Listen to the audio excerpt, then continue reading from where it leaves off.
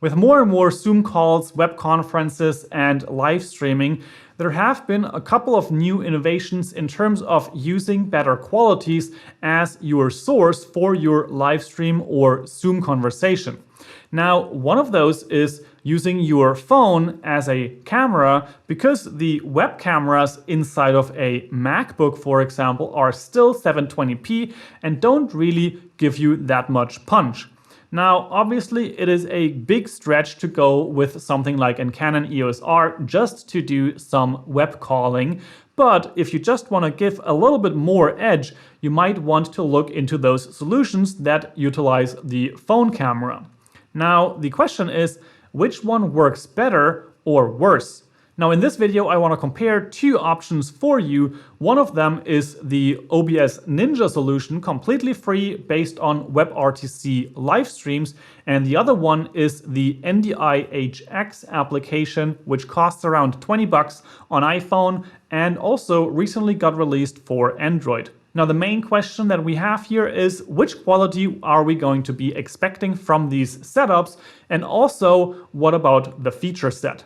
Now, generally, they are vastly different implementations. NDI, for example, is only going to work on a local Wi-Fi connection, whereas the solution from OBS.Ninja is also going to work on LTE or 5G, for example. So this already kind of shows that there are advantages to using both of them in different scenarios. But the first thing that I want to compare is, how do they compare in terms of setup process and how do they compare in terms of quality. Now, I have made videos about both of these solutions and how to set them up individually on your computer as well as your phone, and you can check those videos out linked in the description below. But for a quick recap, the OBS.Ninja, there you basically go to a website, create a link which you open on your phone, and also a link that you can incorporate into your OBS.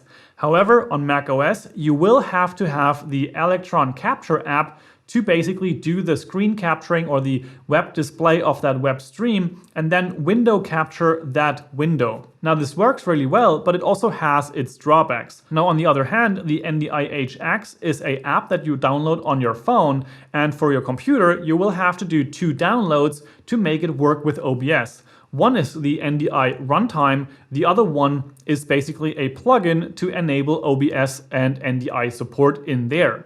Now, the basic installation for that NDI compatibility inside of OBS is described in the GitHub repository, which is also going to be linked below, but it makes more sense to just check out that video for the installation of that, because there I also show you what to download and how to install it all. Now, with OBS.Ninja, you open the link on your phone, start the camera there, and then also add the link to your window capture of Electron Capture.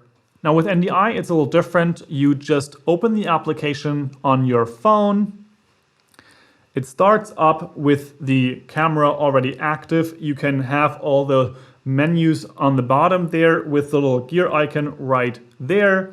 And with this setup, your phone is already a NDI source or a NDI kind of like broadcasting device. And now we can go into our OBS, and there we can see we have 2 cameras right now. One of them is our camera, which is the Canon EOS R captured on the Cam Link. Then we have the middle one right here, or the right one right here, I would say. We put it right there. This is the OBS.Ninja. And then we have the NDI source. We're going to add that. And with that open, we can select our source name. And again, the drop down is on my other screen. But basically, you see the NDI devices that are active in your local network, your Wi-Fi. Now, if this does not work, please make sure to check your firewall settings, Wi-Fi settings, and all of that. Your phone really has to be on the same Wi-Fi your computer is on so that they can find each other. And also, any firewalls have to be checked or maybe even turned off for this feature set. If you have problems with that, I would recommend checking out the support for NDI from NewTek to talk to them about those types of issues. Now we have the camera set up. We're going to set the bandwidth to the highest possible. The source timing is what we want. We will allow hardware acceleration, that makes sense. We have the partial or full UV range, and we want low experimental latency. Now, with all of this set up, we just hit OK right there. And as you can see, we have our camera active. And the interesting thing is that, at least in my opinion, this is a easier setup, and it's also a little more performance in terms of its throughput and its synchronization. It's really, really freaking fast. Now let's just place this with a transform to fit to screen. And we want to also cut a little left and right. So now we have this set up. And interestingly enough, right now I only have selected the medium quality in the capture on the NDI capture app on my phone. And if we go into this here and edit transform, you can see that the size in here is 1920 by 1080.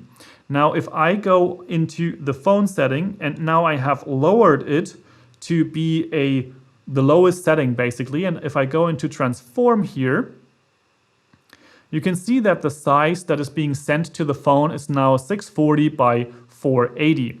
But if I go the highest setting and going into the transform edit right here, now you can see, why is this happening? I don't know. You can see that we have a 4K signal being sent through Wi-Fi and basically delivered to our OBS capture. And that's really impressive. This is not the same with the OBS.Ninja. There you are kind of capped out at 1080p, and also it doesn't really give you as much of the options available. This may change in the future as this is further developed, but for now, OBS.Ninja definitely does not provide the same resolution and also not the same latency. Now, I want to just make this a little smaller again. Now, again, this is a 4K capture that is being captured here on this phone, basically. And putting these right next to each other. So now we have three things here on the screen, and you can see that all of them have slight delays to them. Now I also have one filter delay active here, which is on the Canon EOS R. This is the video delay async, which gives you the option to have up to 20 seconds of delay on your OBS source. This is something that I talked about in the last video that I published, and if you want to check that out, the link is in the description as well. This is particularly useful if you have multiple sources on the screen at the same time and they all have a bit of a different delay. Now, if you look closely, you see that the capture from the cam link and the capture from the NDI source are actually really close together. There is a small delay, and the capture from the cam link is definitely a little faster, but looking at the OBS.Ninja, which is the one on the right-hand side, that one has almost a second, maybe even more delay. So to remedy this, we would have to use the filter delay again, and I had a 650 millisecond filter delay on the cam link capture, and you can see that this basically remedies the issue for the OBS.Ninja. However, now we also have to add this same delay or a similar delay to the NDI link. So we had 650 on the camera, I would say 680 on this because it's a little slower. No, it should be less than. So it's let's say 30. And let's close this up. And now, as you can see, nope, that did not quite work. So we need a little more delay right there. So let's make this 800. And let's see. And that's good enough for now. Obviously, you would want to tweak this a little more so that it really is perfectly in sync. Now, I'm not going to go in and do a deep dive on all the nitty-gritty details on quality difference and feature sets and all of those things. Basically, I would say the NDI capture is the source that gives you a much quicker signal through Wi-Fi. and it also provides you a much easier process in terms of its setup, considering that you don't need any application additionally running on your computer. In case of the OBS.Ninja, that's the Electron Capture on macOS. On Windows, apparently you can just use a browser source inside of OBS. Then that would also be really simple to set up, but it still has its kind of like cracks and doesn't quite give you the same user experience as NDI gives you. But obviously OBS.Ninja is a completely free solution, so that's a great option to start out with to get your feet wet and see if you want to use your phone as an additional source inside of your OBS capture. But one more thing to consider is that OBS.Ninja does not only give you this one option to add one camera to your OBS capture, but it also gives you an option to have a multi-people setup where you can have a conversation and basically have a group chat brought into your OBS based on all these web technologies and peer-to-peer connections, which makes this a really interesting setup to dive deeper into.